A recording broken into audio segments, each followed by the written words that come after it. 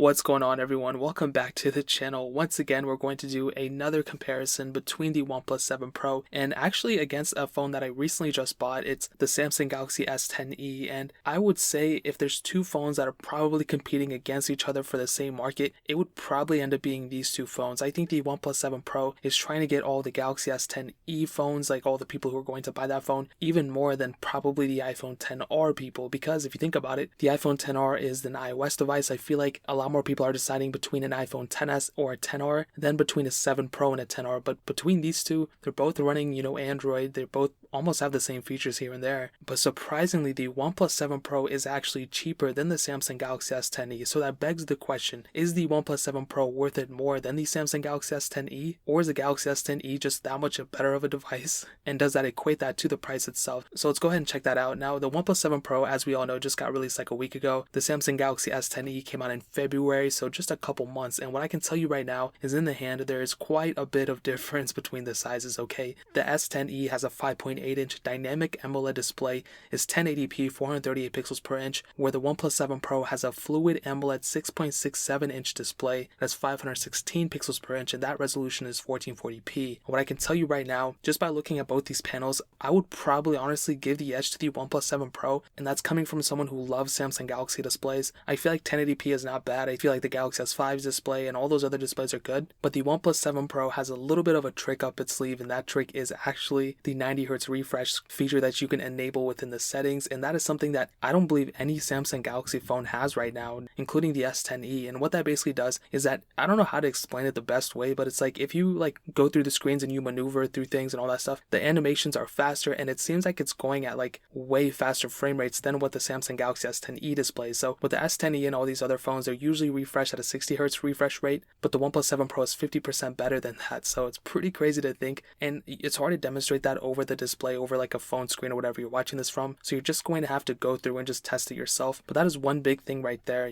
Between the build quality, they almost feel exactly the same for the most part. On the back, you have a triple camera setup on the OnePlus 7 Pro, only a dual camera setup on the S10e, but that doesn't mean it's a worse camera or a better camera just because it has more sensors, honestly. We all can look at the Google Pixel 3s and the Google Pixel line at all and see that those cameras are probably one of the better ones out there, even though it's a single sensor. And looking back at the front, we can see that the S10e has the hole punch display on the front, where the OnePlus 7 Pro's camera is mechanical. It goes up and down from the top, and I literally love that so much. It is such a cool, interesting feature. I hope phones in the future can actually go and enable that and kind of push more boundaries like that. It's interesting we're seeing that from a cheaper phone. We're seeing more innovation from that, so I don't really know what's going on there, to be honest. Now, here's the one thing that probably is going to differentiate between somebody who wants to pick up a Samsung Galaxy S10e and a OnePlus 7 Pro, because looking at both of them and just kind of messing with them, you would probably assume the 7 Pro is going to be the better seller. But here's the thing. I think a lot of people will look at the Samsung Galaxy S10e and most probably buy it because it is a Samsung Galaxy, because of that brand name. OnePlus,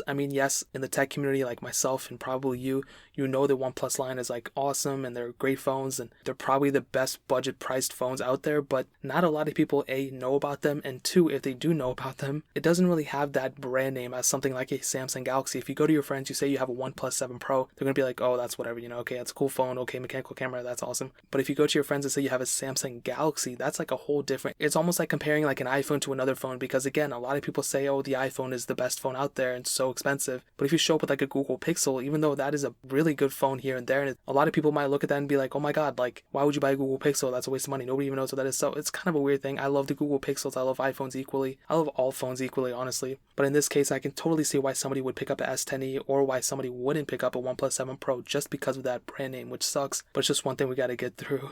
Now, moving on to the software, this is kind of interesting because you will look at both these phones, you'd be like, okay, whatever, they're both running Android Pie, they're both going to be good, whatever. But here's the key thing, okay? The Samsung Galaxy S10e obviously is not stock. It has Samsung's One UI, which honestly is a pretty decent improvement from TouchWiz, but it's still not perfect. It's still clunky here and there. Whereas the OnePlus 7 Pro is pretty much stock Android, but with additional features inside of it. Now, here's the interesting thing, and I feel like I say that all the time. I personally think that Oxygen OS, which is what OnePlus's UI is called, I think that is probably one of the best UIs out there. I think it is better than stock Android. I think it is better than Samsung's One UI. I think it is better altogether than a lot of other OSs we have, and that's a pretty big deal because stock Android is usually like the pinnacle, it's like the best thing ever or whatever. But with the OnePlus, they really nailed down the software, and I can tell you right now, if it was between stock Android or Auction OS, I would probably pick Auction OS hands down. Samsung's UI isn't horrible, it's just a little bit clunky, and I just don't like some elements of it. I mean, it's totally up to you. In terms of longevity of it, they're both probably going to end up lasting the same amount. There could be a case where the Samsung Galaxy S10e might outlast the OnePlus 7 Pro because OnePlus said they're going to support their phones for up to 2 years. Samsung Galaxy has been on this trend of really improving their software, so there could be a case where they might actually improve the longevity of their phone. So as of right now, it's probably going to get 2 versions of Android, but it could get an additional one on top of that. We just don't know. Same thing could go with the OnePlus 7 Pro, but as far as we know, they might last the same amount of time. So that is one thing to keep in mind.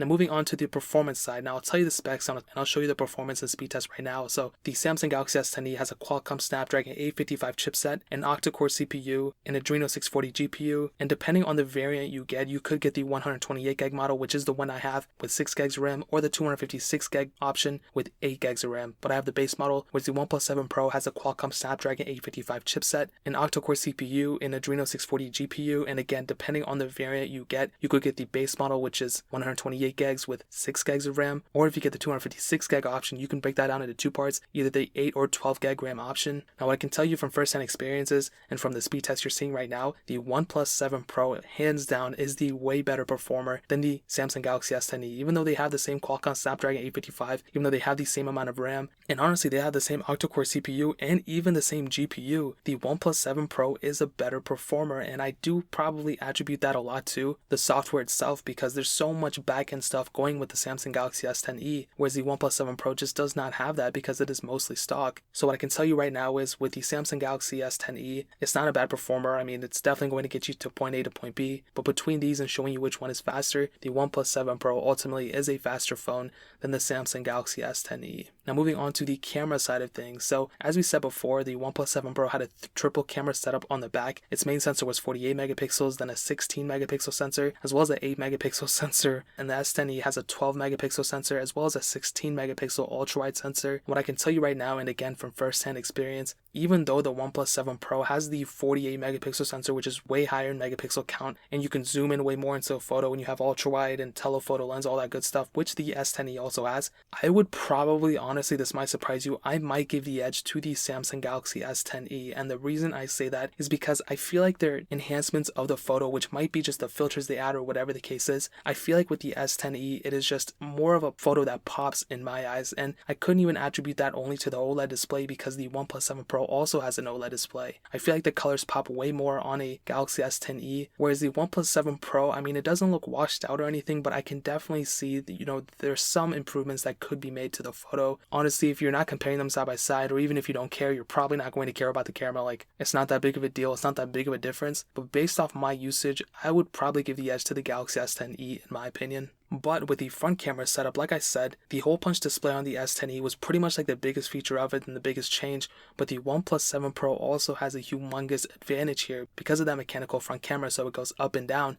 Now it could be up to you whether you think that is a feature or you think that is a downgrade. In my opinion, I do personally think that it is pretty much a feature and it should be added as such. So what I'll tell you right now is, even though the Galaxy S10 might have the better back camera and front camera, whatever, I believe the OnePlus 7 Pro might win here because of the innovation that it brought in terms of the front camera and that mechanical sensors at such a low price in my opinion. So that's pretty much where I'm going to leave that at. Now moving on to the battery life of things. So the 7 Pro had a 4,000 mAh battery, the S10e has a 3,100 mAh battery, and the interesting thing is that, like we talked about before, the refresh rate on the screen really takes a huge hit on pretty much how that screen and how that battery life is going to run. The OnePlus 7 Pro, if you keep it on that 90Hz refresh rate, I said this in the 10-hour video as well, it would probably have worse battery life than the S10e because of that refresh rate. The screen is one of those things that takes up the most amount of battery, so if you can go and actually turn that to a 60 60Hz refresh rate, it might have better battery life than the S10e, but as it stands right now, you're probably going to have that 90Hz refresh rate on, so that could mean that the S10e might have better battery life than the OnePlus 7 Pro. But one of the biggest advantages of the 7 Pro, like I said, it's mostly stock. It doesn't have a lot of things going at it in the back end, so I'll just tell you like this: the Galaxy S10e is very, very good in battery life, but the 7 Pro might have the advantage